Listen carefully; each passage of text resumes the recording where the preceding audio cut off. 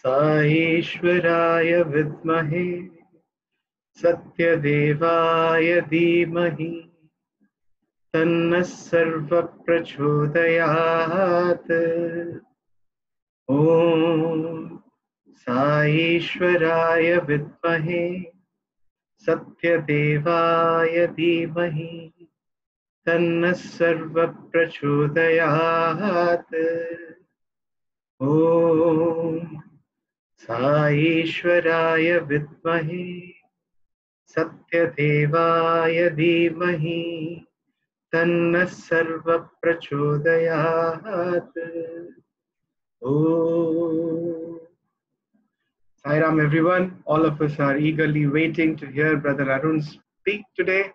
For those of you who missed, we have had very interesting starts to the first part, and today we hope to hear more.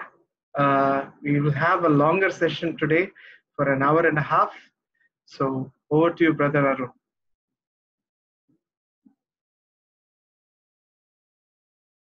My loving salutations at the lotus feet of my dearest Mother Sai. All the devotees, elders, sisters, brothers, and children who have gathered here today virtually to listen to this talk, Sai Ram to all of you. As he stated yesterday, I had thought of the theme being Entamatramuna ever talanchina antamatramene. How much ever you think, that is how much you are. And that was what I had decided and come yesterday. And one thing which I forgot to mention yesterday was that when you all started, you all said 3 Oms, and then you chanted the Gayatri, Sai Gayatri. That was, different places, people start in different ways. Some people will start with Ganesha Mantra, things like that. And I was thrilled when the opening prayer I heard yesterday. Today also I am thrilled. So I think I'll just share why I am thrilled. Of course, Sai Gayatri, all of us know that it's Swami's Gayatri and it's also. But the important thing is in Gayatri, we all chant all the time. Vidmahe, Dhimahi. These are the key points. That's what we can do. Everything else is him. With this to know, because I said I wanted to talk about Jnatum, Drashtum, Praveshtum. Jnatum is to know. Dhimahi is to think. Annamacharya says, how much ever we think, that much you are. So we always saying, if we can think of you, if we can meditate on you, Tanna Sarva Prachodya, everything in this world is flourishing. After that is the theme of the talk also. So I had shared a few experiences and what I had learned. Experiences are galore. So today I will slightly change it slightly a bit. I will tell a story which Swami has told, which has stayed in my heart for a long time. This was a story I heard in 1984 during a series of Gita discourses Swami gave. I will come back to those series of discourses is the crest jewel of what Swami gave me in Parthi. I will come to the story later, but I will just tell the story, one of the stories Swami narrated. Swami narrated the story about Jnatum, Drashtum, Praveshtum. Jnatum is to know, Drashtum is to see, Praveshtum is to become one with Lord, to enter into Him. So the story which Swami says is, it's like this. This is an example. Swami says, you're like a brand of mango. I think every country has its own. So I will not give a name, but I don't know what it is in Singapore. So a brand of mango which you like a lot. And spring has come and the summer has come and it's mango season. And you get word that the mangoes have reached the market today. and you were recollecting all the glories of that mango. And then people say, I have gone and tasted, and we recollect last year it tasted like this. So you cannot, you are so happy just hearing that you're happy. Then you decide, I will go and get the mango. Whether if you don't have money, you beg, borrow, or do whatever, you are going to go to the market and buy the mango.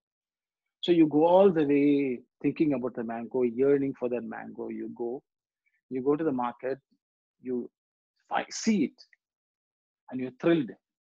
The thrill which you get by seeing that is so good. So you give some money and buy the mango, and you're holding it in your hand. And you come walking back.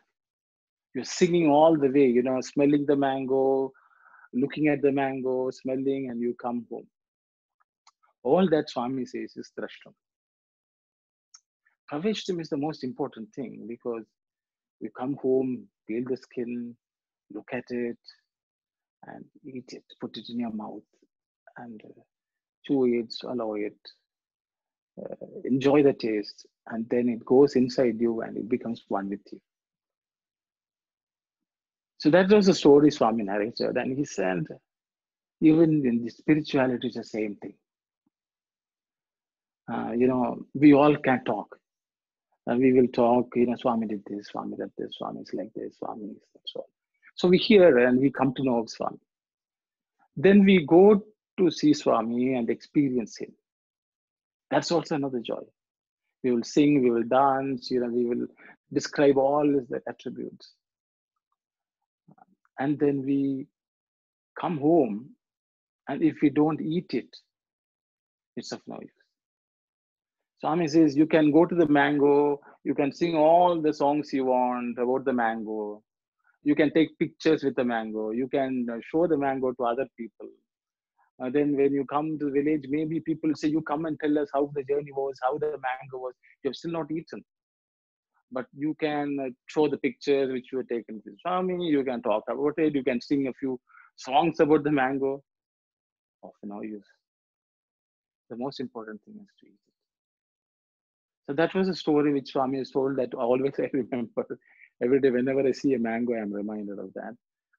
I think the mango season is coming, because last week when I went to the store, there were boxes of mangoes. So that was a story which Swami told in the Gita discourse. So now I'll go back to the story of why that. See, when we joined in 1979, I think Brother Harry also would remember, Swami gave the inaugural discourse. In the inaugural discourse, Swami said, I have started this college with a particular purpose. Because I really want to teach you Atma Vidya. But if I tell everyone I am teaching Atma Vidya, please send your children, no one will send. Because of that, I have to set up a college and say I am giving degrees and all that. So people are sending their children. So you all have come and enrolled. But that is not the purpose for which I established the college. I established the college so that you will get Atma Vidya. So this was something, I always remembered this and all that. That's all good. I stayed for 5 years. We all spent a lot of good times with Swami. Though I didn't personally get that many chances like many of our other brothers, but you were there. We witnessed many things. So in 1984, I think I told the story of Swami sending us to Sri Lanka for the first time after 5 years. And then we came back. When I came back, I had completed my BCom bachelor's degree. Then I thought I would pursue my master's. So we came back. And I think that was the time when Brother Harry has, oh no, that's different.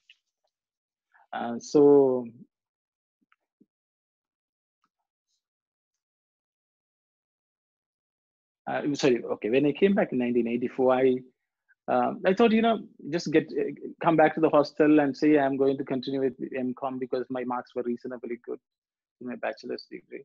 So it should be a straight process. Generally they don't have entrance exam, interviews and all for students who have already studied. But when I went to the college, they said, no, this year we are changing the rules.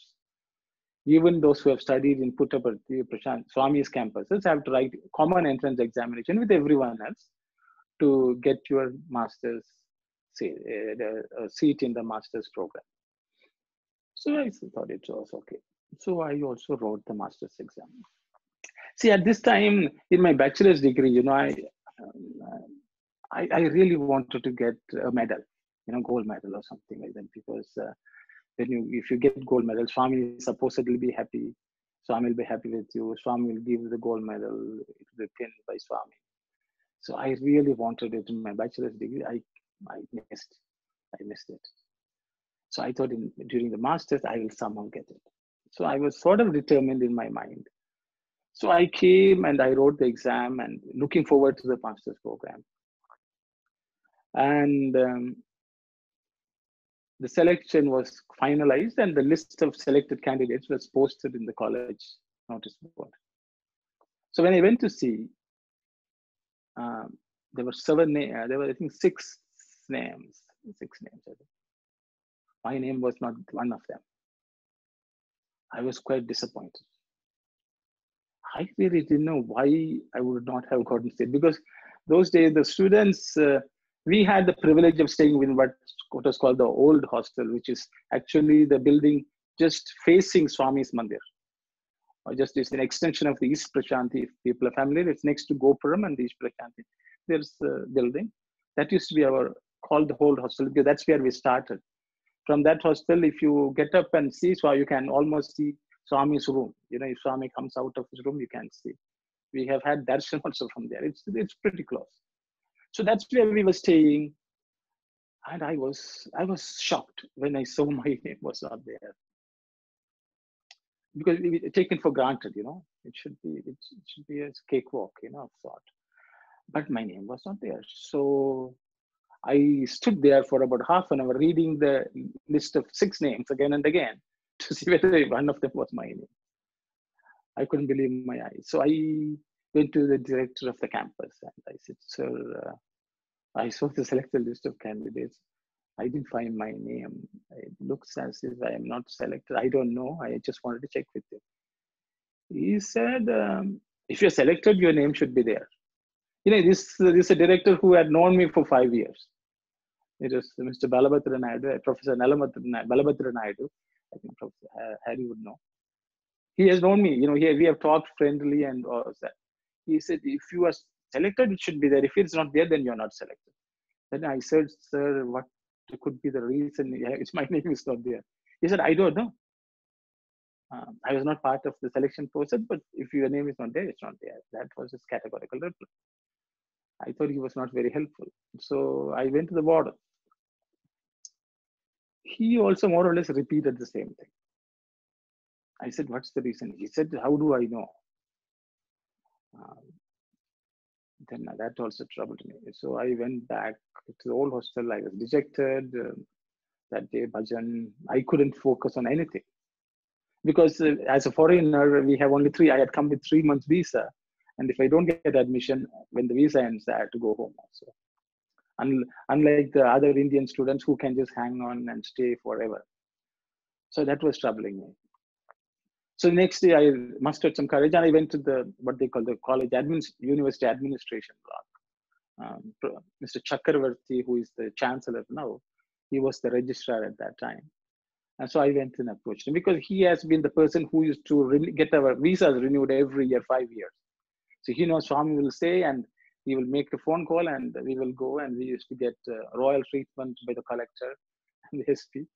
So Mr. Chakravarti knew us very well. And he also knew very well that Swami used to send us. He'd tell him. So I thought, though he's a senior person, he was quite friendly. So I approached him. He also repeated the exact same thing. I knew, if at all anyone knew that, this, because there were only 6 names. It was a very small class. I am sure they would have known some reason why the name was not selected. So I came back dejected. I said, okay, maybe I'm okay. If I was a bad guy, I would have been kicked out of the hostel. In this case, I'm still in the hostel. So maybe I didn't do well in the entrance exam. Those were my thoughts. And every day I will sit for darshan in the morning and the bhajan, evening darshan, bhajan. My mind was not at peace. I was thinking only of the admission. Then one day I resolved, okay, I don't want to, Swami is walking around and I am wasting my time. Only 3 months I am going to be there. I should make maximum use of this situation. And I started, focusing on bhajan and Swami and not thinking about the seat, master's degree seat. Still, it was tough challenge. It was a big challenge. So then one day, every afternoon, evening, I used to walk along the streets. I don't know, I'm rambling off for too much detail, but I want to set the context, so I was walking along. One lecturer, he was he was a senior lecturer in the MCOM program. He says, hey, how come you are not coming to class? I thought he should know that I didn't get seat because he was lecturing and he was seeing that I was missing in the class. So I said, sir, I didn't get admission. He said, you didn't get admission? He was sort of surprised. I said, yes. He said, why? I said, sir, I don't know. I'm not been kicked out of the whole hostel. So I think the only thing is I didn't do very well in the entrance examination. That was a process of elimination. He says, who told you that? I said, sir, no one told me. He said, that's not right. That's not true. I said, I don't know, sir.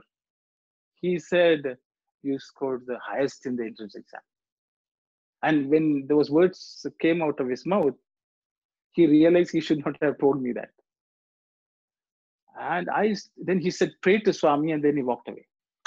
I stood there thinking, so I have done well in the entrance examination. I tried to behave as best as a shy student could. How can I not get a seat? Even on merit basis, it's unfair, this, that, my mind will race. You start even doubting the divinity of Swami. In Puttaparthi, can it happen? Swami is all-knowing, and if here it is not fair, how can it can be fair anywhere in the world? All sorts of thoughts. Troubled I came, and a few days passed with these thoughts. Then it dawned on me, I'm just wasting my time in Parthi, sitting in the mandir veranda, people would crave to be sitting where we are. So I said, like my old time, I was not happy and I got kicked out. This time, nothing is going to bother me. And I said, I forced myself to be happy. I forced myself to be happy, thinking, at least I'm getting darshan. I'm able to sit. Every day I was able to sit in the inside mandir. Because there were no, in the mornings, two singers in front of me, and I was sitting and Swami was sitting in the chair. I still could not focus on Swami. I said, I'm a stupid fellow. I'm a stupid fellow. I'm sitting here in front of Swami. He's about 5 feet away, 4 feet away for the entire bhajan sometimes. And I can't even look and pray. Though I was looking at Swami, I was only saying, Swami, give me seat, like that, you see. I was saying, I am praying to the seat and I'm not praying to Swami. I realized this, and one day I said, okay, I'm just going to drop this. Then what happened? Swami came one day after morning darshan and he said, okay, boys, you guys are just sitting idle here. I'm going to give you some work. So he gave us work. I don't know whether you all know, in 84, Swami built some arches around the periphery of the mandir grounds. He said the devotees are coming. Sometimes it's sunny, sometimes it's raining. There's no shade for them. So I'm going to build arches. So Swami gave us the job of digging the holes to put poles and erect their arches. So every day for about 3-4 weeks, we were doing that work between morning bhajan and evening darshan. So I said, Swami, that is great. But you should understand, when we are waiting boys, every waiting boy in Parthi has gone through this, because we have to eat in the canteen, the money will be running out, then you start rationing. So eat only one chapati a day or something like that to prolong the money. You don't want to be a burden on your parents, all that. So sometimes I used to feel hungry, but I used to ration. If I had to stay for 3 months, let me stretch the money, like that, rather than asking the parents. They will be anyway disappointed that I didn't get a seat. So this was going on. So what Swami will be supervising our work every day, and he would say, okay, after about half an hour, he'll say, you guys are tired, come and sit. Then Swami will get fruits and give each one of us. There were only about 10, 15 of us. So it was wonderful time. We never went hungry because Swami was supplying fruits. We used to work. Swami was supervising. I said, Swami, this is good enough. I don't need MCOM, say nothing. I will throw, this gold medal, this, that, all sorts of foolish thoughts I had. I'll throw everything away. I'm happy just to be here. You give me food. Only problem is my visa has to be extended. But anyway, I'm not going to even worry about that. So I came to that state and started enjoying darshan morning and evening. Then one day evening, Swami came for darshan, and he said, arrange the mic. So the mics were arranged, and Swami gave a talk. In the talk, this is what he said, people think that worldly education is very important. Okay, all of you have come here. Many people here think that worldly education is important, but that is not of any value. Atma Vidya is important. And from today, I am going to teach you all Gita. And any student who really wants to study can bring notebook, take notes, and study Atma Vidya. These are talks on Gita, which I am going to give. So then I thought that message was directly addressed to me. Okay, I don't know about anyone else. I wanted a worldly education. Swami said, you were wasting your time after coming here. So that's the message I thought. So next year onwards, I was in the front line with a notebook, taking notes of Swami's discourses. I thought I am enrolled in the Gita program, not in the Master of Commerce program. So I was very happy. So this went on for about, Swami gave 34 discourses. After about, I think, 27 discourses or so, one day morning, Swami comes out for darshan, and he looks at me and he says, hey, how come you are here? Shouldn't you be attending classes? In the morning, he said. I said, this all-knowing Swami, what is he asking? So I got up and said, Swami, I didn't get admission, Swami. You didn't get admission? Swami was very surprised. He said, Gokak, he called the vice chancellor who was there. He said, this boy should be studying in commerce, com. He is here. Give him admission. He said, yes, Swami, and went. And after about 2.5 months, I was admitted to the MCOM program. He said, you go to Dr. Gokak, talk to him, he will give you a chit, you take it, and they will allow you to attend classes. And I started attending classes after that. Because I started attending later, I missed a few unit tests. I can never get a medal. I knew that. But the thing is, Swami took great pains to drive home the point. Have your focus on the right thing. So I was very happy. After that, I was in the hospital in the attending program. The story didn't end there. So in the hostel, we used to have small activities. They will have a quiz contest. They will have some activity just to keep the students active. So on, I think, second day or third day of my college, there was a notice in the hostel notes board. There was a photo caption contest. There was a photo put, and all students can submit their entries. So I looked at the photo. There was a small monkey in someone's hand. It's, I think, one of the small monkeys. I don't have seen such monkeys. It sort of fits in the hand. And that monkey was just resting on the hand. And when I looked at it, I said, in God's hand, the monkey mind is at rest. In God's hand, you leave it to God, and your monkey mind is at rest. Because that was my experience when I was there. My mind was jumping here, there, everywhere. And the day I said, Swami, I will just leave it to you, then it was at rest.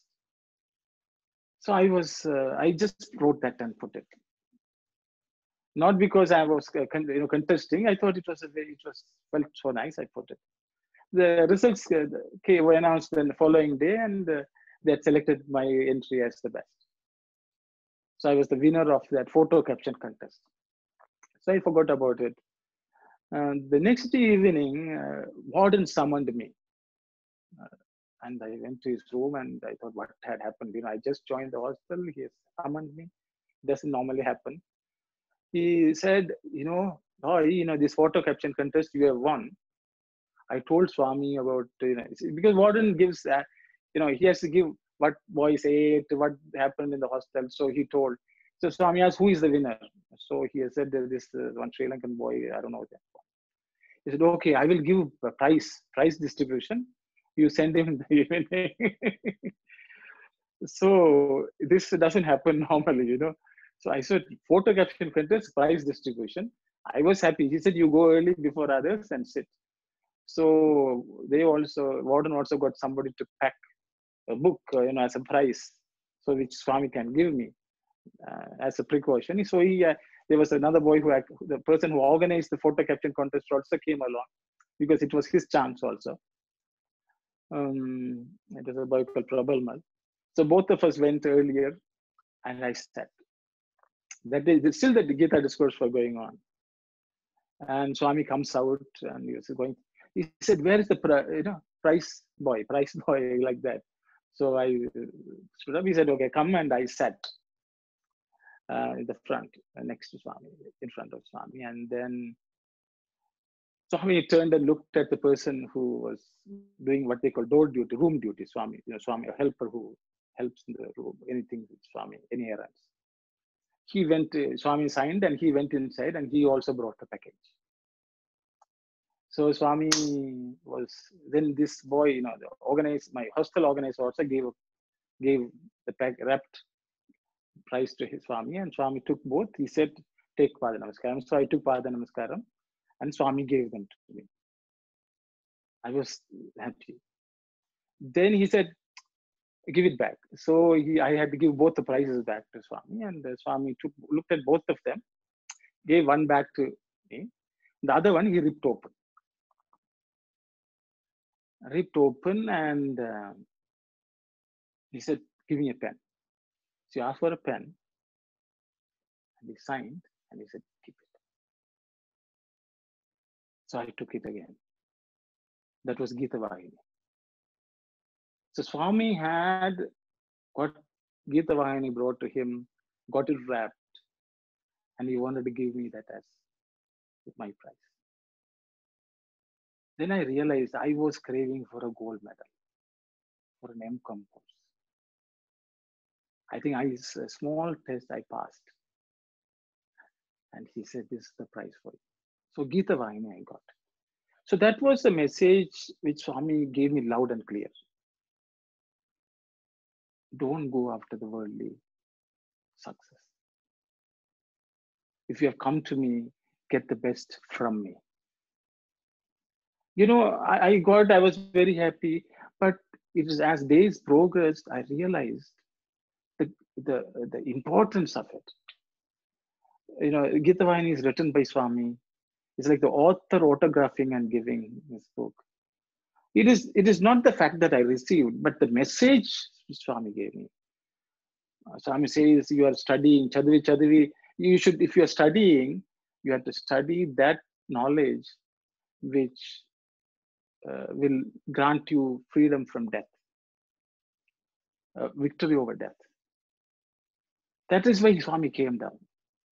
But it's like the mango which has to be eaten.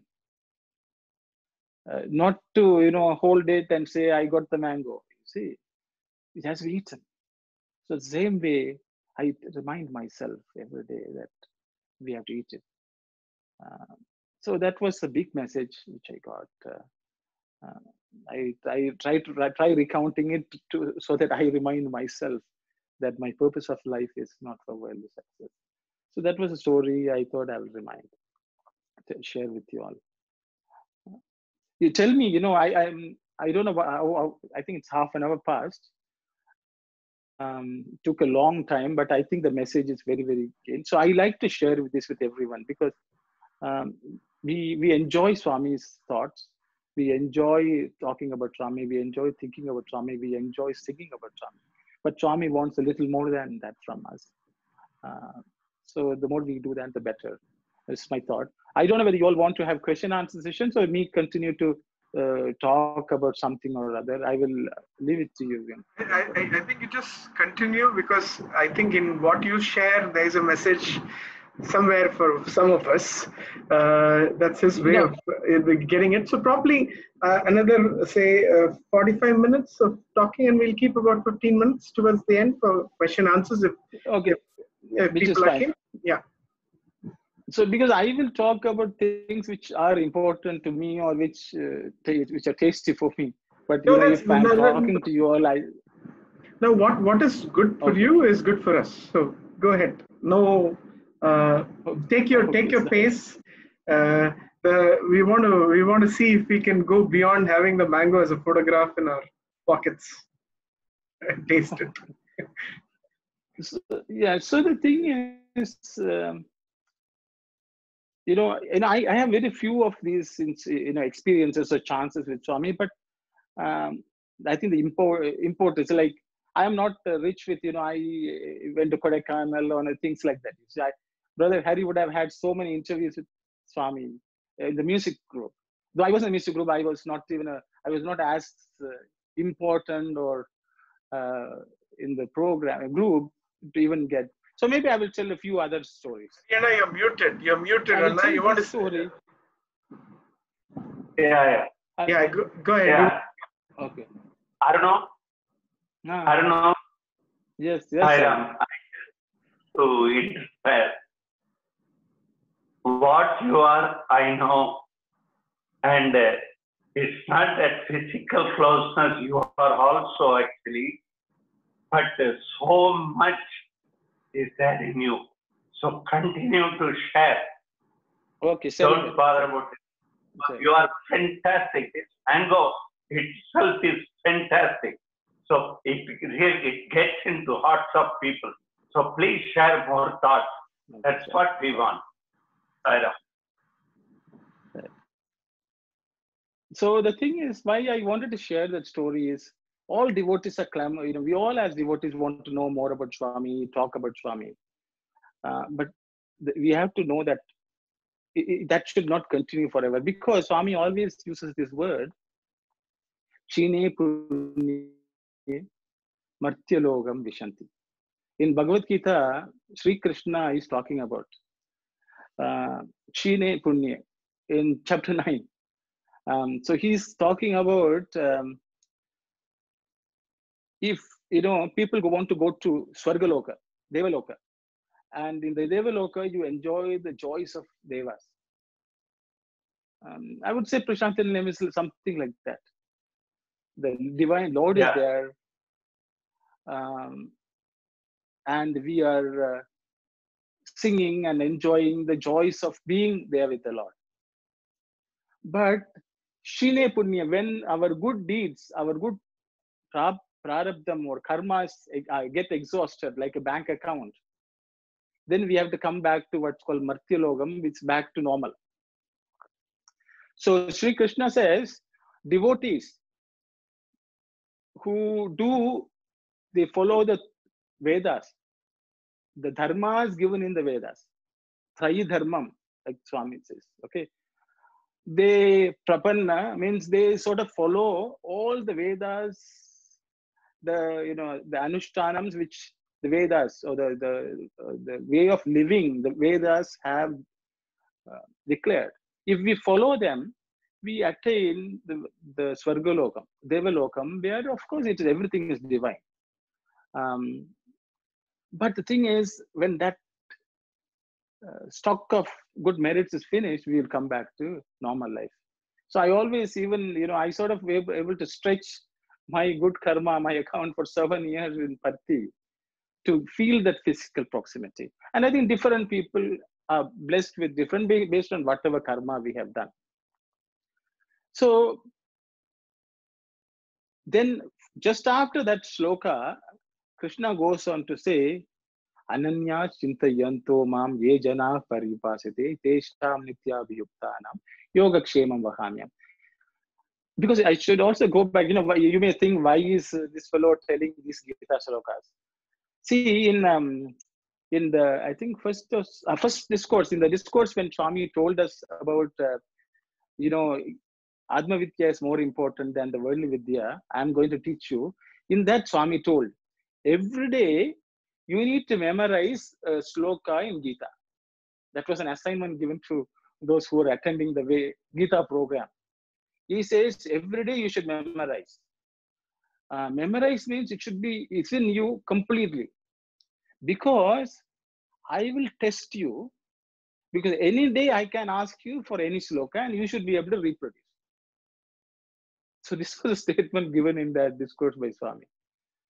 So, this is, I thought it was just mugging just memorizing the sloka. It is not. When he says test means Swami has still now not asked me to, tell me what sloka this is, you see. But the way he tests is, he will give you in a situation, he'll put you in a situation in life. That is the test. That test time, you have to take out that Gita shloka and apply it. Then you pass the test.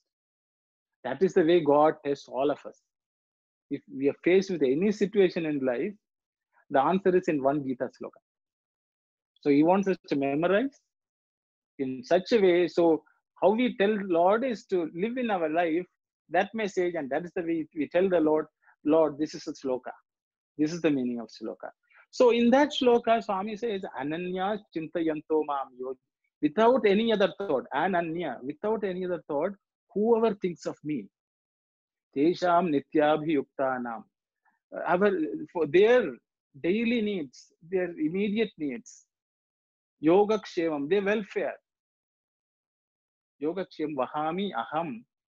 So that's an assurance, Gita is saying. So he said, don't aspire to go to the Devaloka and come down.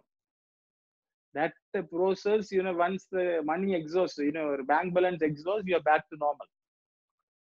But in this case, Swami says, Ananya Chintayanto Mam Yejana Parvipasate.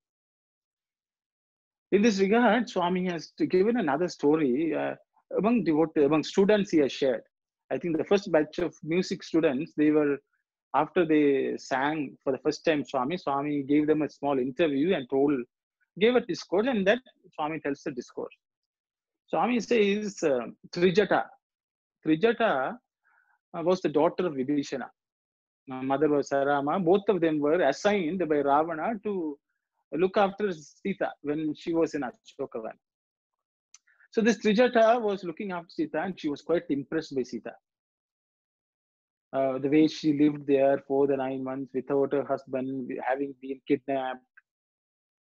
So Sita was always thinking of Rama and all that. And so this Trijata thought, this Rama must be really great.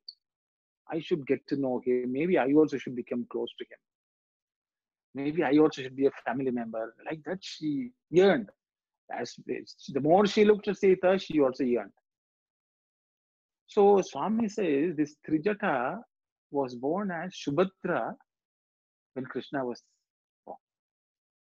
In Krishna avatar, Subhadra was Krishna's sister, younger sister. Swami says that was Trijata reborn.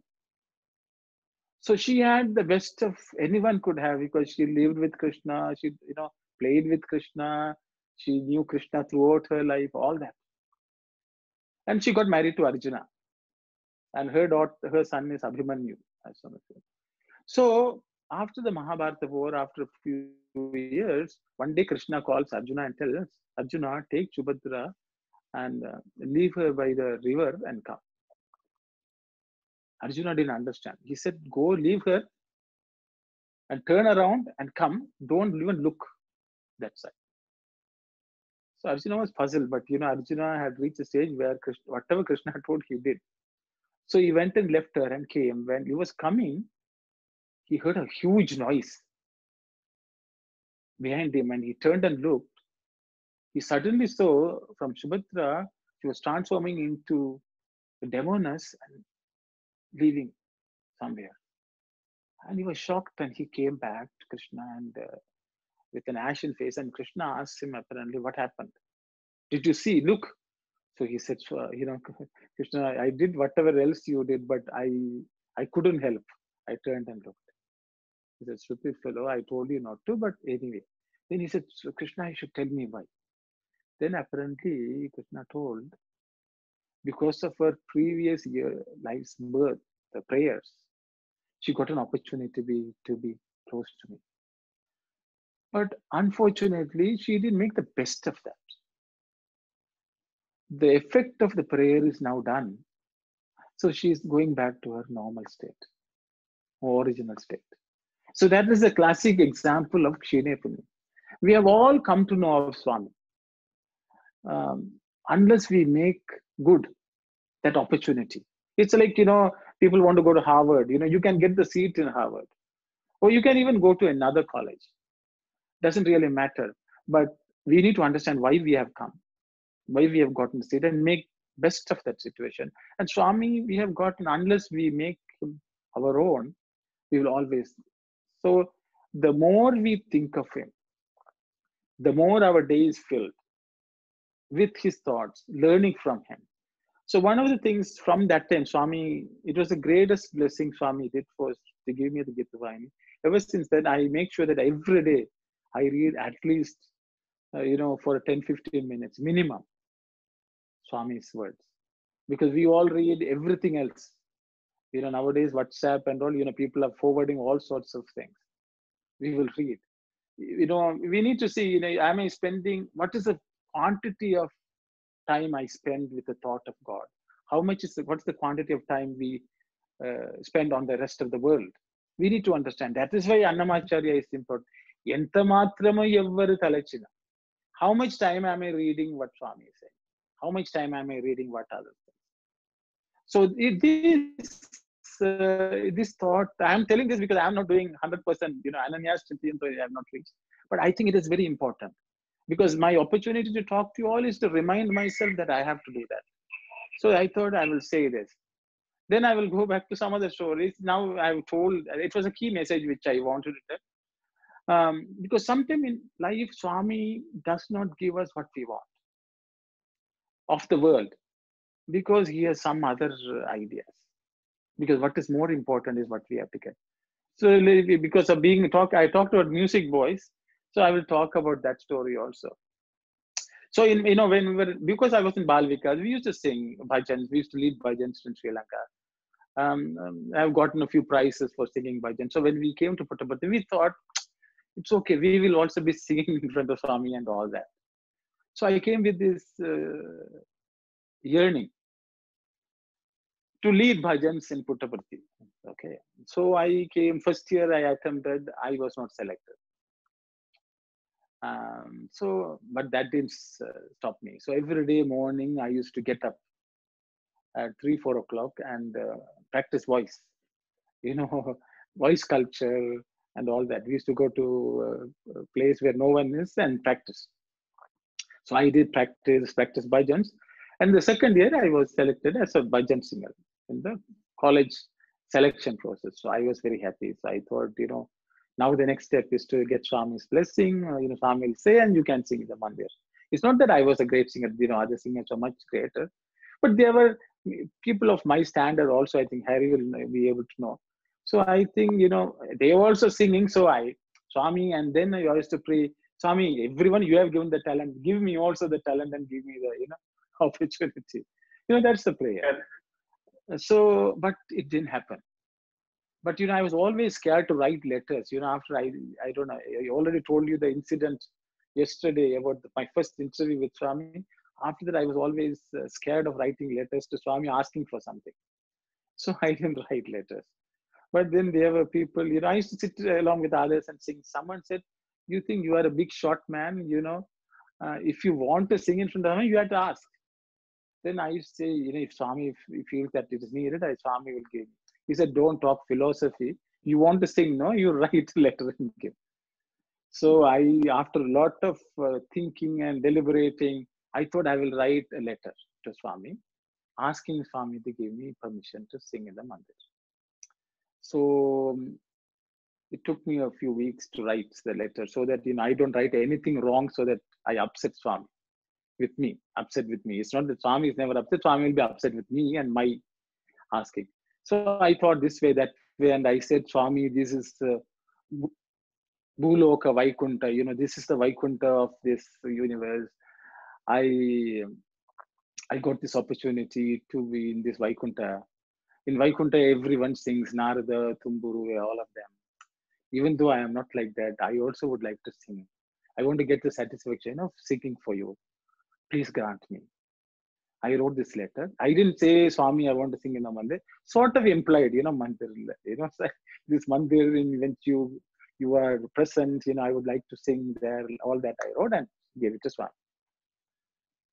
So what happened? I didn't give it to Swami. I wrote and sat on a Thursday, good day, Muhurtam and all I saw, and I sat in the front, got permission and sat with the letter without even extending. Swami came after darshan. He looked at the letter. He reached out and he took the letter. I was so thrilled. I thought Swami has accepted my request. So then now it's a matter of him, granting the boon, Nothing happened.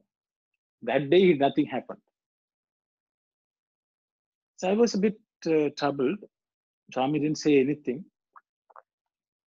We, every Thursday we used to have what's called a moral class. The first lecture, Swami will send somebody to talk to students on some spiritual topic. Swami usually picks the speaker and stands. So that Thursday, Dr. Gokak was sent to the college to give the talk.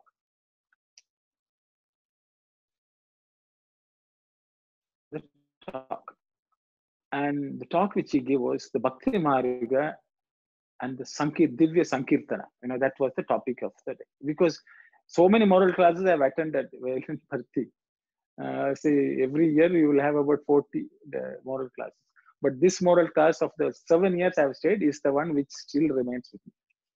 So in that talk, he talked about Meera, Namdev, Tukharam, Tyagaraja, all great saints.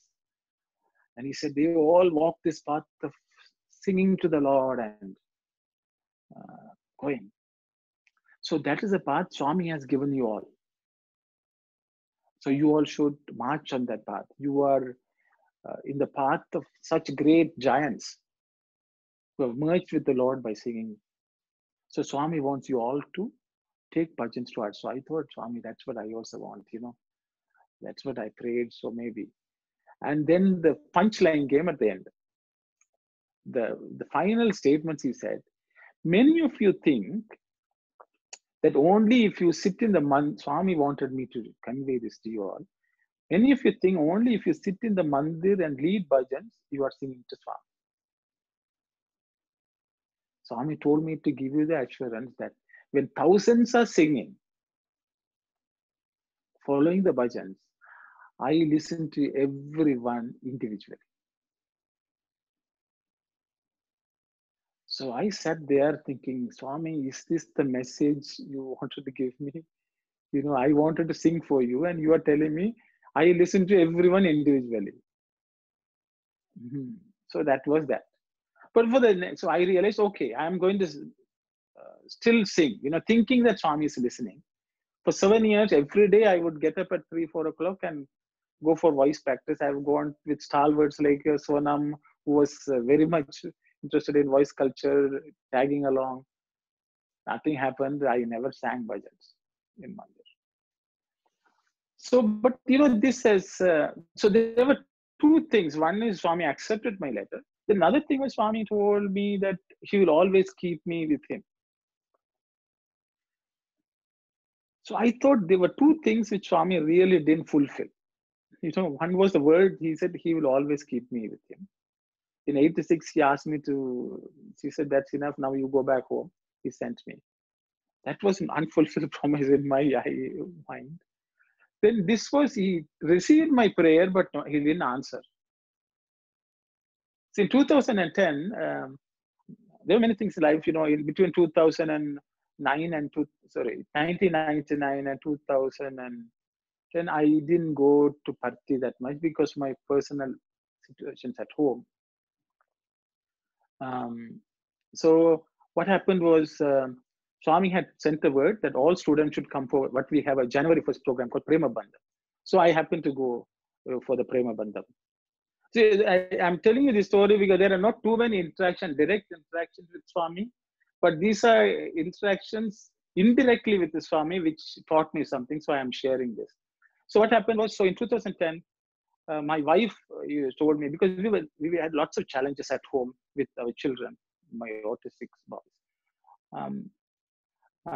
So I was not thinking of going because it was traveling with them was a challenge. Though in 2009, we attempted a trip to Bharti and it was a very taxing trip.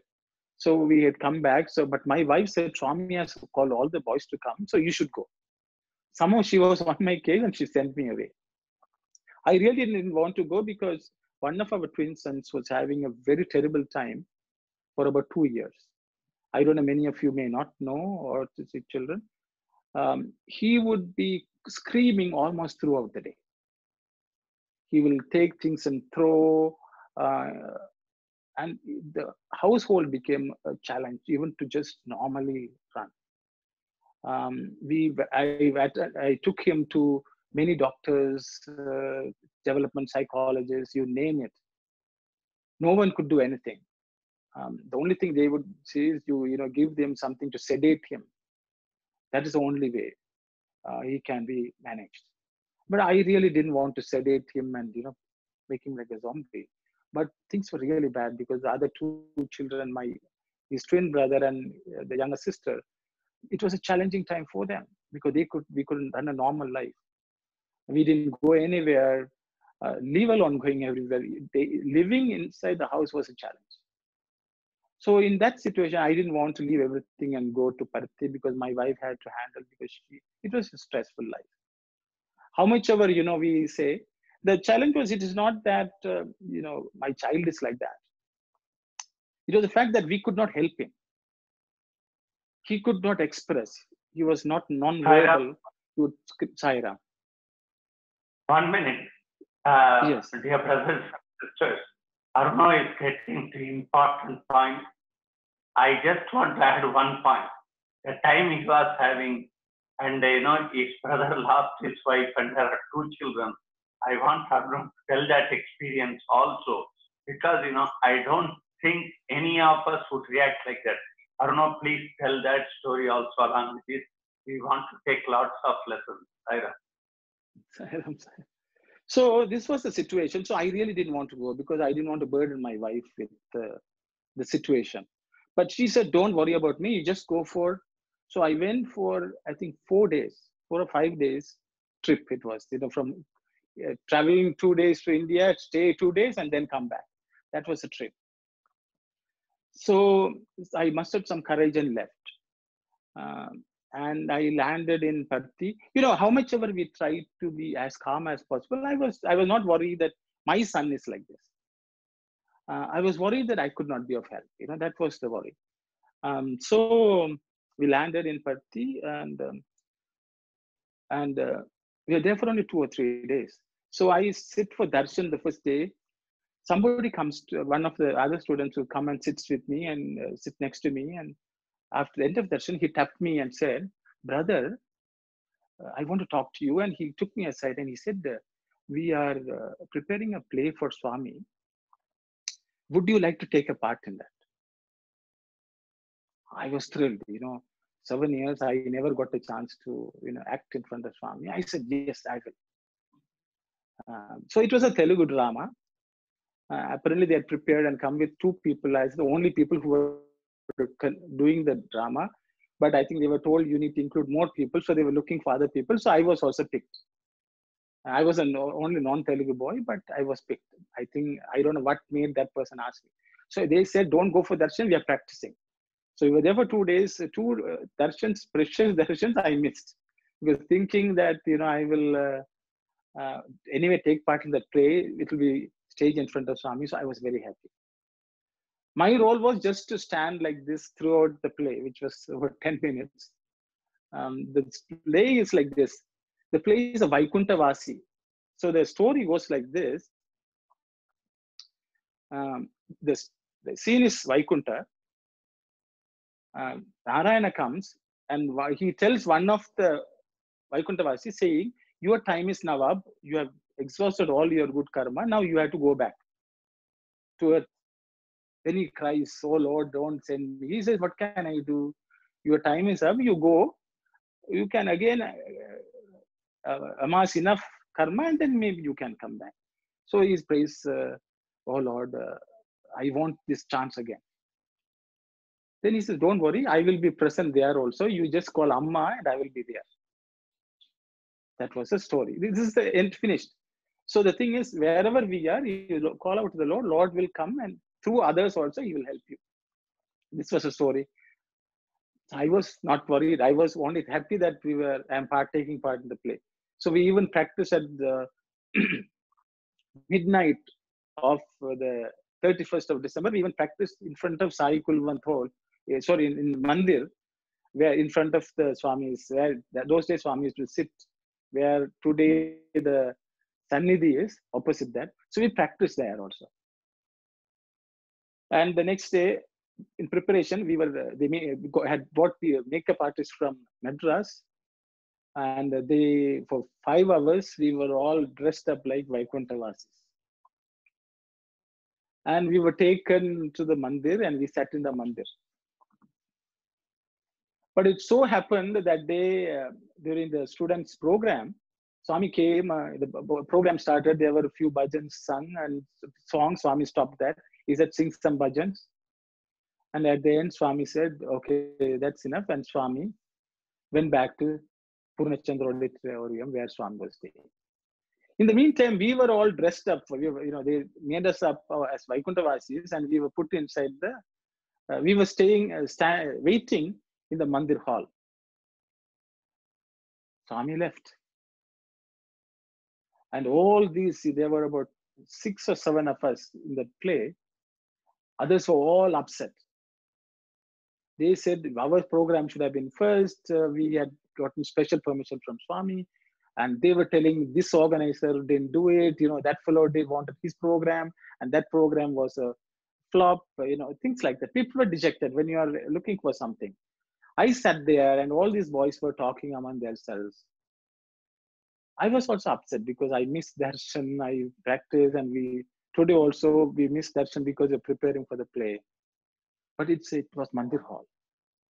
They said, the crowds are dispersing. Then they had to bring the vehicle and take you all. It will take another 45 minutes or something like that. So only 7 of us were in that bhajan hall. All the doors were closed. And these 5 or 6 boys were very dejected and they were talking among themselves. I said, I'm not going to waste my time. I went to in the front where Swami's chair was. And I said, Swami, I haven't gotten this chance for nearly 30 years now to sit in front of the chair. I sat there.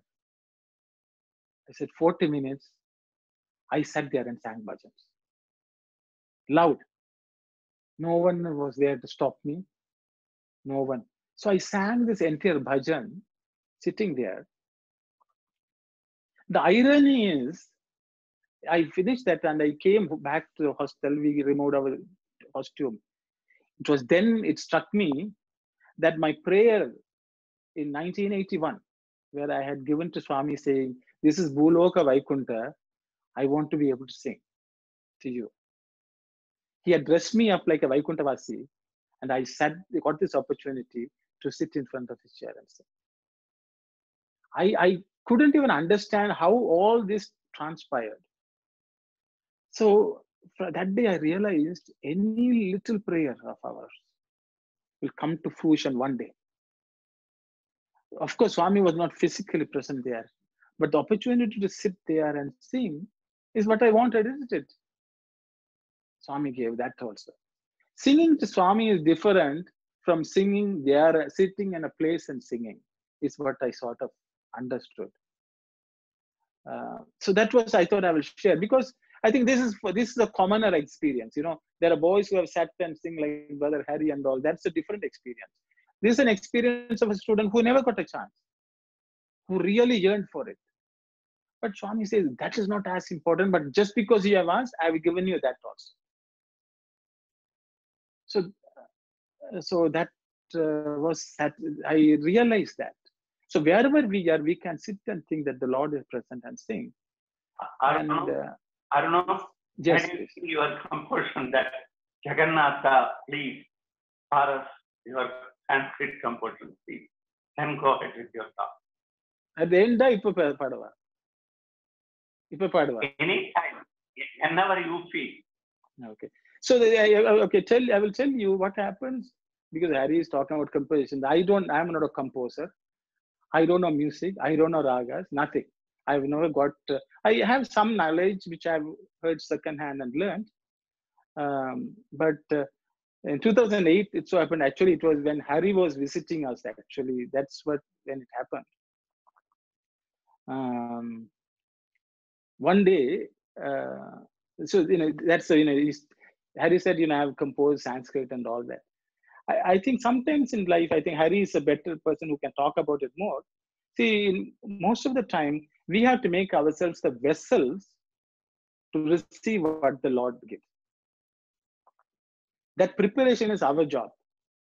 What He pours into it is His. The content which is poured in to the vessel is His. I really didn't understand this until in 2008, when this suddenly these thoughts came. So it so happened when Hari was here. I don't know. Maybe I will talk about that also. We in 2008 we started something called Swadhyaya, Bhajan Swadhyaya at home. Every 2 months, we gather people and we basically study bhajans. I mean, we take a bhajan, look at every word, talk about it, understand the meaning, how we can apply it in our lives, all that. And then we sing the bhajan. So that was something which we started because that was something very dear to me. That was my approach to bhajans. So that so everyone said, we should have a bhajan song for the Swadhyaya.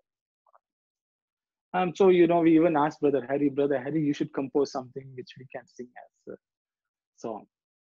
It was Dashara time, actually, when Hari had visited in 2008. So one day I was going to one Thursday, I was going to work. It was a very important meeting. I was chairing the meeting. Some very senior executives in the bank were part of that meeting. And I had to be on time. And because at home, things, as usual, things can be a bit disruptive because of our home situation. I rushed to the railway station and the train was coming and I ran to the train. Before I entered the train, entered the car, the doors closed and I stood there dejected because I had to now cancel the meeting because I was here. And people are not going to be disappointed. So I was pretty upset. I sent an email from my BlackBerry and I stood there telling Swami, why are you doing this to me? It was an important meeting. As a student, I should have, been there on time. And it looks very bad. You didn't help me with that. All of us, I think, complained to Swami, I missed the bus, I missed the train, all that. So I am also just like that. Even for small things, we will complain. Swami, the queue is large, all sorts of things. I got a headache. So I also complained to Swami.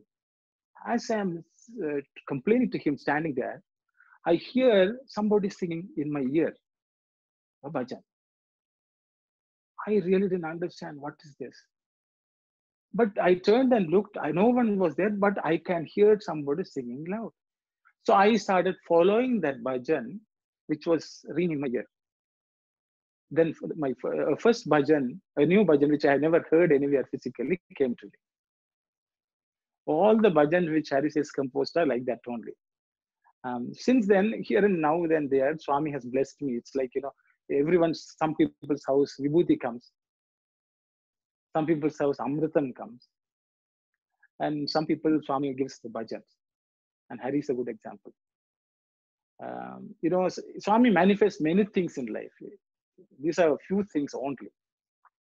So ever since that, there is suddenly some moment, some bhajans come. It so happened, I will talk about the Jagannath story because he has talked about it. So it so happened in 2000 and just after Swami is leaving his physical frame, 2011. In 2012, January, we all made a trip to Patti because I thought Swami is my parent. So I should go and, do something. I visit his Sannidhi and, pay my respects at least. So we made a trip with the family. It was a challenge, but we said we had to go and we went. But the thing was, we were supposed to make a trip to Sri Lanka. That couldn't happen along the way. So a friend of mine called from Mauritius and said, come and visit me. He was a long-standing friend. Actually, this friend is the one who, yesterday's story was that, he told me you just stole my 10 rupees. It was the same friend. He told me, everything is on me. You tell me you're coming. I will arrange everything. I want you to come. He insisted. So he arranged the airfare. He arranged the hotels. He arranged everything. I landed there and he brought his car. He's an industrialist, very rich person. He brought his car, and I even traveled in a Benz car in my life. Even though in Canada, I've never sat on one, but that was the time. And he took me to Puri. I said, if I'm coming there, I had to go to a temple. So we went to Puri Jagannath. And as he went in, I want to tell this story because it had a great impact on me. So we go to the Puri Jagannath temple. I land there. We went. He said the mandir is generally crowded because of my son's condition. We thought we will go when there was no crowds. So my friend said, till midnight the temple is open. So we'll go around 9, 10 o'clock in the night. There won't be too much crowd. So I said, fine. So we went there. As soon as we got down from at the temple, I looked around. Everything looked familiar. The whole place looked so familiar. And so I go inside the temple with my son, with my autistic son who is sat on me. And we walk in. I look at the mandir, at the murtis. Suddenly, a series of thoughts come to me when I stand there, because I have seen Jagannath Mandir pictures, but it never, I never felt too connected. But I know that Jayadeva was there, Chaitanya Mahaprabhu, they were all great devotees of Puri Jagannath. So I went there, but as I stood there looking at the Murti, these thoughts came flooding to me.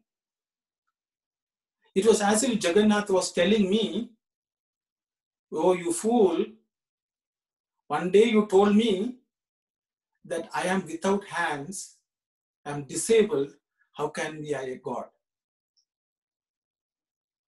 Okay, because Jagannath Puri, the hands of Jagannath is just mere stumps.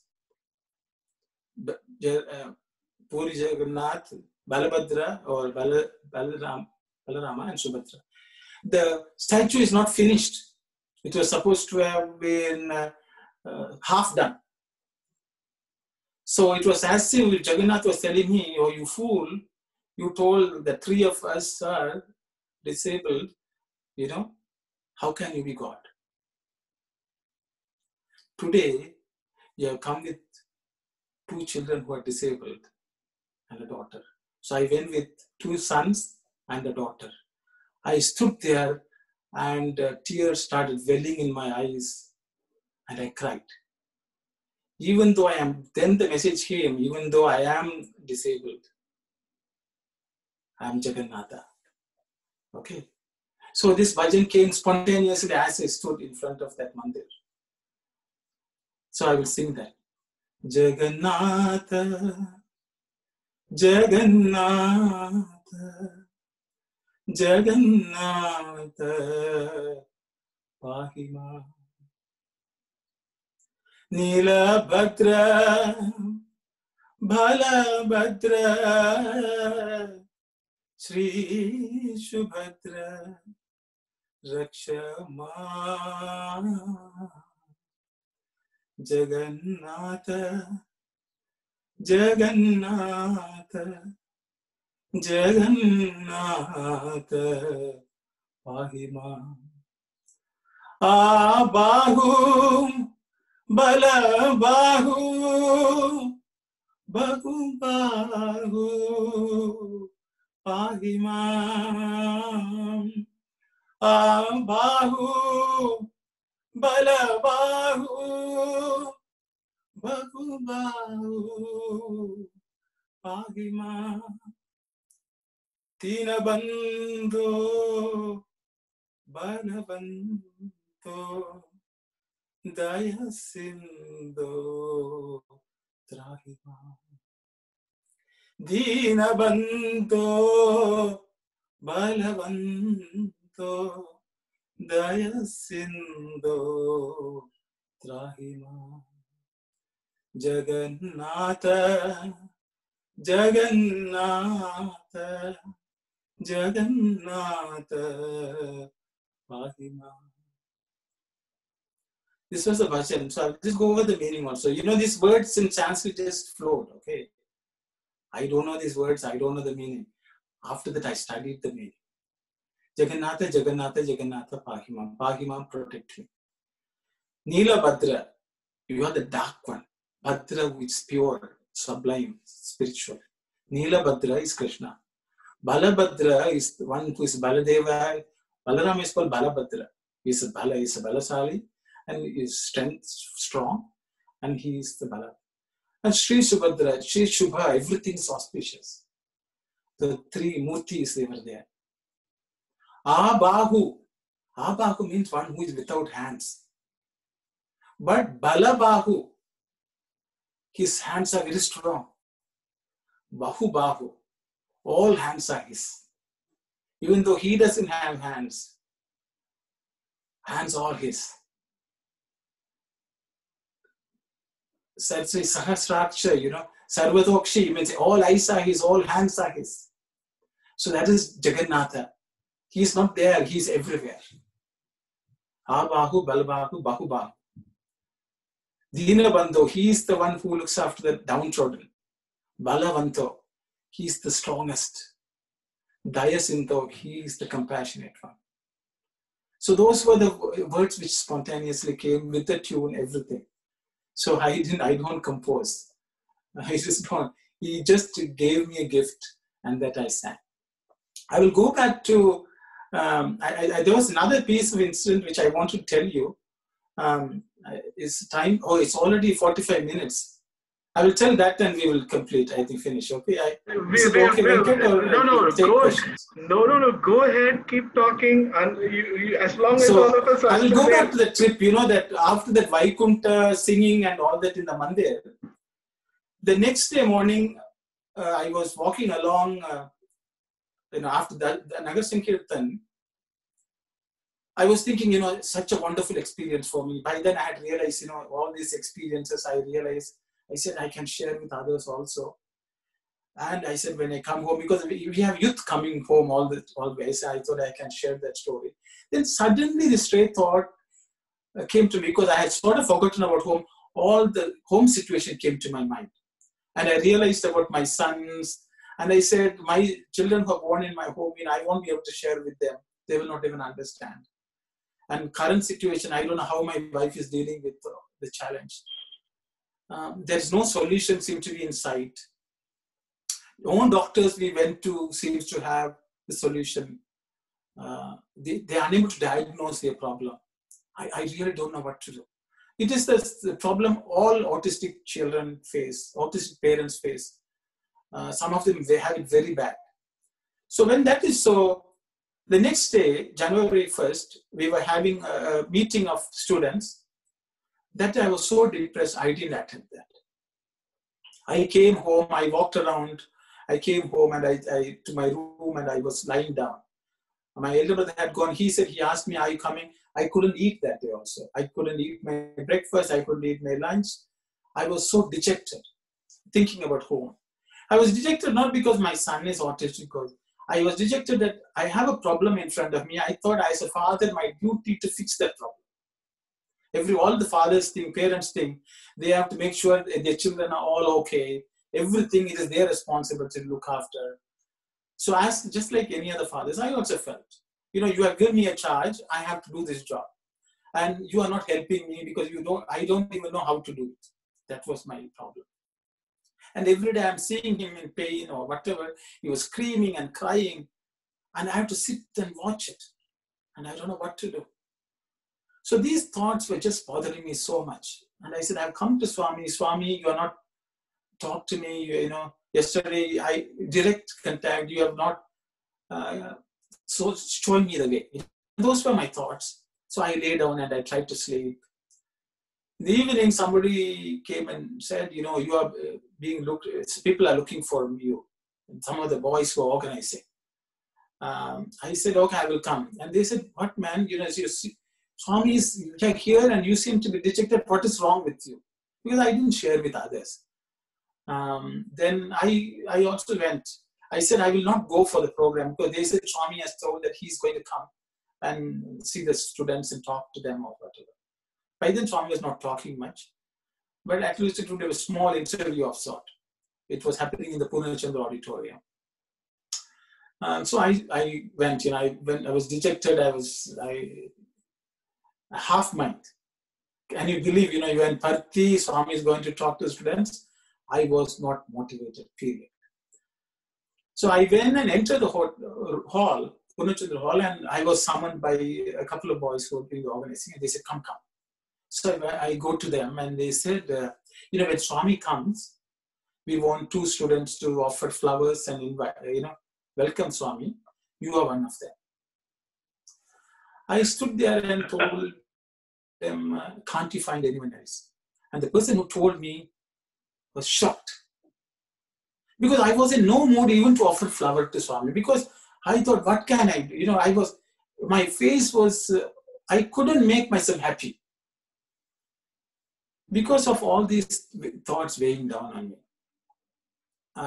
He said, what is wrong with me? Man, just come. And you know, the one who talked to me was Abhimanyu Kaul, I think many of you may know. He said, come, what is wrong with you, man? Like that, though he's junior to me, we are good friends. So he made me go and sit. So I went and sat. You know, as dejected, I'm sitting. He said, cheer up, man. What is wrong with you? And he walked in. Then after about 15-20 minutes, another boy came. His name is Rakendra Suren. He's from UK. I have never met him. He's much junior.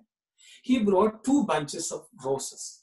He had gone to the market. He had bought them. He had got them wrapped. There was no thorns, all removed, nicely wrapped so that we can give it to Swami if Swami accepts it.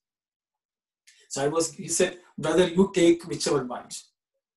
I said, what are you doing? So I just took one bunch and with a sullen face, I'm sitting there, very unsociable. This boy sits next to me. And so we are sitting there silent for about a few minutes. So he thought he will have a conversation. He asked me, who are you, brother? What is your name? So I said, my name is Aruno. Very one-word answers, you know. Where are you from? I said, I'm in Canada. When did you study? So I told. Then I was sitting quietly. Then I thought maybe it looks very rude. I should try to talk to him. The fellow is, you know, he has bought the flowers. He has given me everything. So I turned and asked him, what is your name, brother? He told me his name is Rakendra. Then I asked him, what do you do? He said, I'm a child psychologist in UK. I said, I'm a child psychologist. I said, who do you work with? He said, I work with disabled children, mainly autistic children. Some things, you know, I have met with so many. So he said he's a psychiatrist working with autistic children. So I turned to him. Then I told him, within the next 5 minutes, I talked to him about my child's condition. And he told me, you need to give him serotonin. That may help. Within a few minutes, I just changed. What is the coincidence? You can call it coincidence. You know, I have been in Canada. I've met many doctors, psychologists, development psychologists. No one was able to tell me anything. But here, I've gone thousands of miles and gone to Parthi, and there are so many students. And of all these students, 2 of us are picked up. And I had to sit and I had to find out from this person that he's a child psychologist. And he gave me some tip. My demeanor completely changed. And I would have smiled as I have never smiled in my life. I think it was Swami's way of proving that I am there. Whenever you need me, whether you realize it or not, I am looking after. That was the message I got. And when Swami came, I offered the flower to Swami along with others. And I think one of the pictures in your poster is me offering that flower to Swami and Swami looking straight at me. Swami didn't see a single word, but he looked at me, and that look from that look, I understood whatever I have to do as a father, what my duty was. I realized as Swami looked at me that, look here, yours is not the whole job of looking after your children. Your job is to do whatever is within your means. I'm the one who is looking after. Whenever something needs to be done, I will take care. So that was the message I got from there. And the picture is that picture of me smiling, forgetting all my cares, worries. And gradually things improved in my life. And I can feel Swami in small, small things. And I'm sure each and every one of you have felt, are feeling. And I think it's much more important that those are ways of Swami showing that he's looking after us. But I think we have to make our effort to understand what Swami wants us to become. Cultivate the best qualities which we can and put them into practice in our life. It's a long journey for us, all of us. When Swami says, you are God, realize that you are God, I am you. It is not that we wear robes and start giving darshans and, collecting letters and building institutions. It is not that. It is cultivating the right qualities of, compassion, understand that we are not the body. We are just here occupying, but our purpose is to reach the Lord. Think of Him all the time. How much we think will determine how much we will know Him, how much we will become one with Him. Those are my thoughts to myself, and I'm happy to have shared with you all. With those, I think I will stop talking here. Otherwise, I will just keep on rambling and make it boring to you all. Thank you very much, Sai Ram. I thank Swami for this opportunity to think of him, recollect what he has tried to teach me. Hopefully, I learn these lessons and put them in my life. And I hope each of you may have picked up some small thing, a tidbit here or there. I'm sure you have your own. I think that's the only way we share what each of us have gone through in life and benefited. I think I will stop. Sai Ram. Sai Ram, Aruno. Sai Ram. Increase the volume. You're slightly away from the speaker, so sound is slightly muffled. Hey, Sungo. Sai Ram, are you able to hear? Yes. Sai Ram. Yes, Anna. Yeah. Here, yeah. For all of us, I'm sure, May 1st and May 3rd, we have learned. Swami has given us lots of lessons to understand and think. And that's what Aruno told us. Swami was talking about mango. It's not enough we show. We talk about. We have to experience and chew it and then share it. So that way, Brother Aruno, through his life, this is what we are looking for. Brother Aruno, you are fantastic. And we can't thank you enough because, the way you brought out things in these 2 days. It's not for words I'm telling, but so much you moved us. I can't tell you how much you moved us. We are ever grateful to Swami and you. Actually, we should have had more time because I wanted you to tell about your Abu Dhabi to Canada trip. I'm sure Swami will give us another opportunity. Please, listen, and your singing was just heart melting, and your composition just touched our heart. You cleansed us all in these 2 days so much. It's easy to praise you, talk about you, but to live in your shoes, we have to go very far. But I think, you are inner. It's because you have Swami and you are convinced. I have seen you for years. You stood like a rock at all times. I have seen you at all my programs when I come. You never missed your meeting. And it was so nice of Usha that, she will see that you are there, and she is there, and children are there. And I can't forget those days or those minutes where your son will come when I sing. He will put his head on your lap and let him everything, and then silently lie down. Because they are greater souls, as really told. But we have to pick up lots of things from your life. I can only say you are younger me by age. I'm very emotional. That Swami should keep on blessing you. And we are all with you. And all this strength is, Swami's strength is with you. I am sure that, you will be a wonderful, wonderful. You are already doing so much youngsters. You are a great inspiration for every one of us. Thanks a lot, and Sai Ram Aruno. Thanks for accepting our invitation. Sai Ram Hari, Sai Ram, it was a joy. Sai Ram, if anyone has questions, we are still okay on time. I don't want this to end. I would like to hear the Abu Dhabi story. So if you're okay with time, brother, are you okay with time? I need to check on you. No, are you okay on time? No, if you have questions, I am okay on time. It's all right. Okay. I can another half an hour is okay. Fine. If anyone has questions, the easier way. You are hungry. No, we're fine. We are hungry to hear more.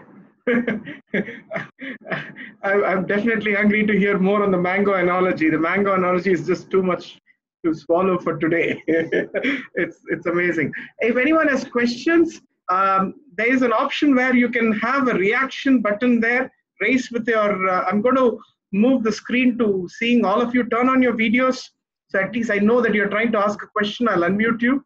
Please do ask. Let's make this interactive. And I'm sure I see someone typing a lot of comments on the site, Venkatesh. I'm sure a lot of us have emotions building inside us listening to you. And some of us might have questions. So please feel free. This is an opportunity. And definitely we can wait to have our dinner a little bit later. If anyone has questions, the floor is open. You can alternatively type your question in the chat and I can read it out on your behalf too. So choices are yours. Brother Aruno, while we wait for questions, Harina wanted us to share one more experience of yours, the Abu Dhabi. Is that a long one or a short one? Hello? Yeah. Hello. Sorry, am I not audible? Am I audible? Okay. Yeah, very much. Anyone has questions? Does anyone have any questions to ask, Brother Aruno? Otherwise, I would like to request if you can share the journey, if it's not too long, you feel, if you can share the journey from Abu Dhabi to yeah, we would like to hear that too. Yeah. So while those of you have, I don't know. Yes. Swami throwing one coin multiply. Please share that. Please. Which one? Hari? When you are leaving from Abu Dhabi for Advar, that time in dream, Swami throwing one coin and it gets. Okay. I understand. Okay. Thank you. So while brother is doing that, 1 second, while brother is doing, if you have any questions, please type it in the chat section. It will be easier.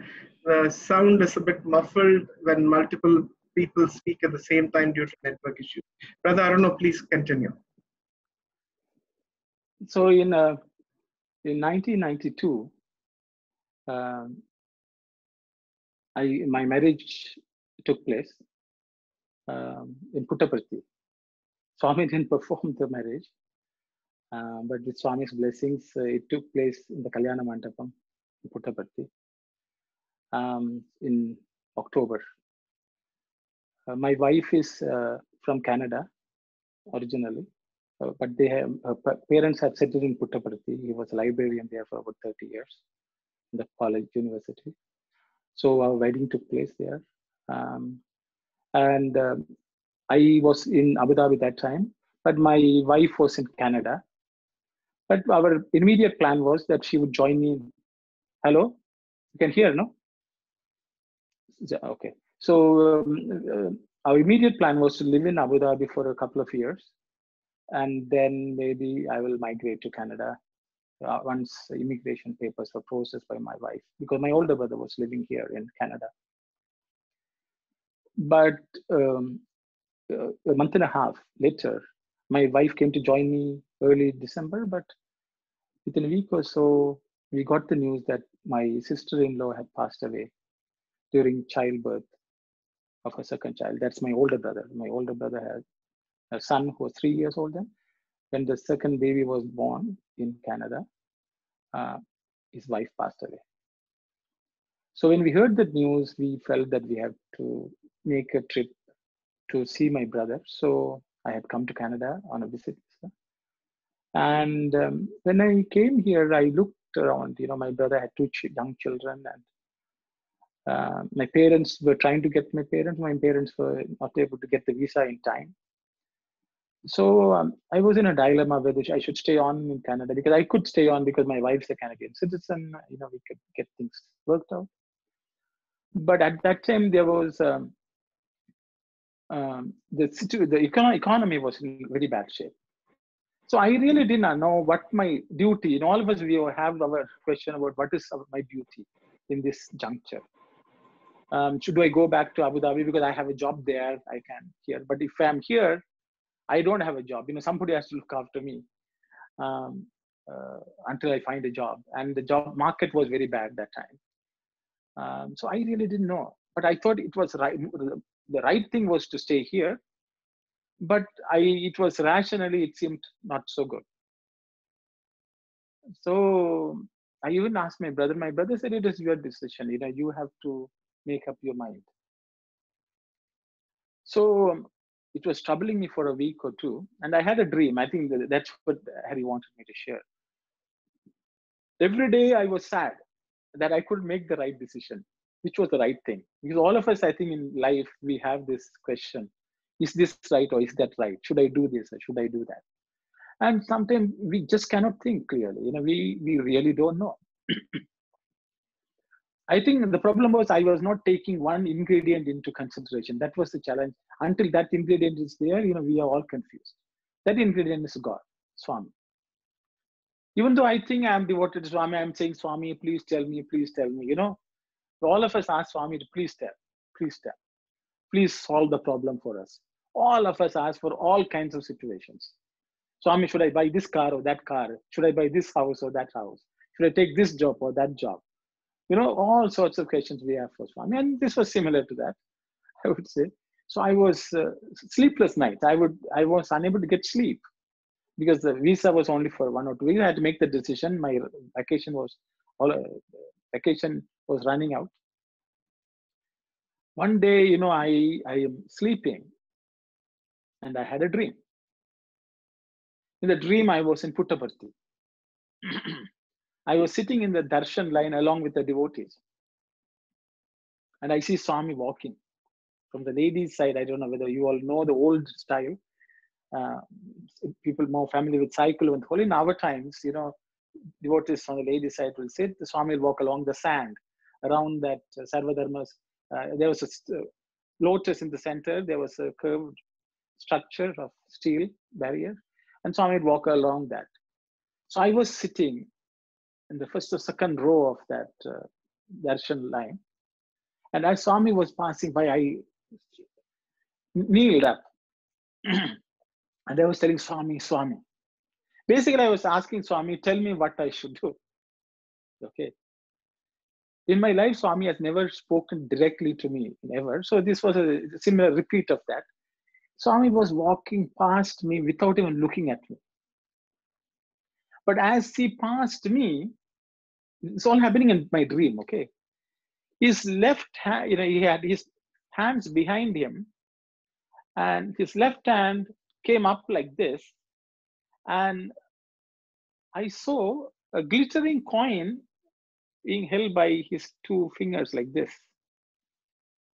And as he threw his hand this way, that coin started flying towards me. It was glittering in the light. And I'm looking at that. And as I see that one coin becomes 3, 3 becomes 8, 9, 10, it was just multiplying. And I was standing like this, and they all fell on my hands, and my hand was sort of covered by the mound of those coins. And I'm look straight at the coin to see they were the Canadian $1 coin, but all in gold. Swami is not talking, Swami is just walking. As I stand there, as if I was sense was knocked into my head. Swami telling me, I am the source, Ada. I am the source. From his hand only the money comes. That was, it was a jolt to my head in the dream. And that jolt actually woke me up from my sleep. I got up and looked at the time, it was 4:30. I woke up my wife and said, we are staying in Canada. So that is how I came to stay in Canada. It was a challenge. Once we decided, it took me about 4 or 5 years to find a reasonably good job. But all through that challenge, quite a couple of times I was on unemployment benefits, receiving unemployment benefits and all that. But through all that, we stuck onto that thought. The source of all wealth is the hands of the Lord. Swami didn't say a single word. But today I look around myself, I have reasonably settled and reasonably comfortable life.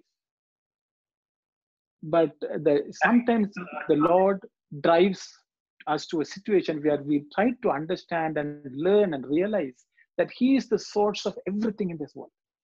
So ever since that, whenever I go to my work, my employer has not been the bank in which I work. My employer is Swami. I get whatever salary I am given, I don't even go and ask my boss, I want more. Because the biggest employer is there and he will give me whatever I need, whatever I deserve, he will give. No one can come in the way. Organizations can't come in the way. People can't come in the way. Your employer can't come in the way. My only employer is him, and he's the one who is providing me. Ananyas chintayanto mam ye jana paripasate tesham nityabhyuktanam yoga kshemam vahamyaham. Aham, that is Krishna is saying, I will look after. I'm the one who is paying you. Because sometimes all of us go through this life in challenge, We'll say somebody didn't give us money, that fellow was not fair. These are thoughts which crop up in our head. Maybe it is true. Maybe it is true that each person behaves the way they want. But we should always remember ourselves. This I'm telling myself, I have to remind myself every day when I go to work, I am going to work for my employer who is one. When my paycheck comes, he is the one who has credited my bank account. I am only accountable to him. In between, people may find me not so good. That doesn't really matter. Absolutely doesn't matter. It is only between me and him. So that was a lesson which has stood me in good stead all these years. Even me being employed today is a miracle. Really miracle. Because I work at odd times, I don't work 9 to 5. Sometimes I work in the night. I sometimes work in the weekends, in the morning, 3 a.m., 2 a.m. Whenever I get time, I work. I don't have a 9 to 5 job, but as long as things get done, because my employer, Swami, seems to be happy. And once he is happy, everyone in between also is happy. That's all. So even the person who is standing in between, even though his rational mind may think otherwise, he cannot help but be happy because the biggest boss is happy. So that was an experience 27 years ago. It is still keeping me happy, content, because usually we all suffer from 3 things. And Dharmavamini Swami says, we either suffer from grief, or we suffer from doubt, or we suffer from fear. Grief is because of past. Something I had, it's gone. Something happened to me, somebody did something to me, that's a grief. It relates to only the past. Worry is something about future. What will happen? Will I lose this in the future? Who will look after? What will be my financial situation? Worry is all about the future. That's also a problem. Present doubt. Is Swami there? Is Swami going to look after? Will Swami save me? This is doubt. These are three things which cause us immense problem in life, even in the path of spirituality. Swami says, until we overcome these three, we have not entered the path of spirituality. In Dharmavayani, Swami says, any amount of sadhana you do is like pouring rose water into the ashes. Any sadhana you do, you can do everything in this world. You can do service activities, you can do bhajans, you can do japam, you can do meditation, you can even go into samadhi or think that you are in samadhi, of no use. Unless you overcome these three things, you have not entered the spiritual path. You should neither grieve, nor should you worry, nor should you doubt the present. One is past, one is present, one is future. All three of them have their own individual problems. We should overcome this. Once we overcome this, then we have taken the first step in the path of spirituality. Until then, we are still struggling to overcome these three. Dharmavahini, as Swami says this. So, Swami has told everything we need to know. It is just that we have not made the effort to learn what Swami has come to teach. Exactly. Come to teach. Exactly. You all should listen to what Swami says more than what I say. So I think with that I should close. And that's all I can. We can test this. Everyone, it's great. Thanks a lot, Aruno. Thanks a lot. Sai Ram. Can all of you turn your videos on? We'll offer our gratitude to Swami, to Haryana for bringing us to Brother Aruno, and I can't say in how lucid a way you've brought about sharing wonderful messages for all of us. I can't be more grateful than Swami for pointing us to people like you to feel inspired, to at least try not to keep the mangoes forever rotting in our in the basket, but instead taste it, eat it, relish it. So in no uncertain terms, Swami's own way of telling us not to just look at photographs or do activities for the sake of doing it, but understand and digest him so that he is one with us. Thank you so much. As always, once you are in the Sai Geetam fold, we will be bugging you. We will be after you. We will be making you forever feel, oh my God, what have I done? We have joined a group. So we will be there doing that. That's the beauty of this family here. And Haryana, looking forward for the next introduction next week. Until then, we'll finish with, can we all chant 21 times Samasta Loka? Mute your mics, please, and I'll leave that, and we'll finish off with our gratitude to Swami and praying that everyone recovers from what we are going through right now. Jai Sai Ram.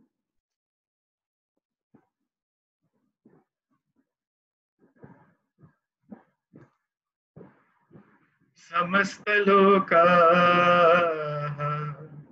Sukhino Bhavantu. Samasta Loka Sukhino Bhavantu. Samasta Loka Sukhino Bhavantu. Samasta Loka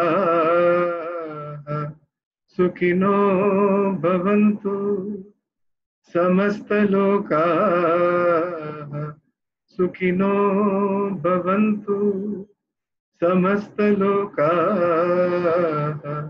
Sukhino Bhavantu. Samasta Loka Sukhino Bhavantu. Samasta Loka Sukhino Bhavantu. समस्तलोकाः सुखिनो भवन्तु समस्तलोकाः सुखिनो भवन्तु समस्तलोकाः सुखिनो भवन्तु समस्तलोकाः सुखिनो भवन्तु समस्तलोकाः सुखिनो भवन्तु समस्तलोकाः सुखिनो भवन्तु समस्तलोकाः सुखिनो भवन्तु समस्तलोकाः सुखिनो भवन्तु समस्तलोकाः सुखिनो भवन्तु समस्तलोकाः सुखिनो भवन्तु समस्तलोकाः सुखिनो भवन्तु समस्तलोकाः सुखिनो भवन्तु समस्तलोकाः सुखिनो भवन्तु।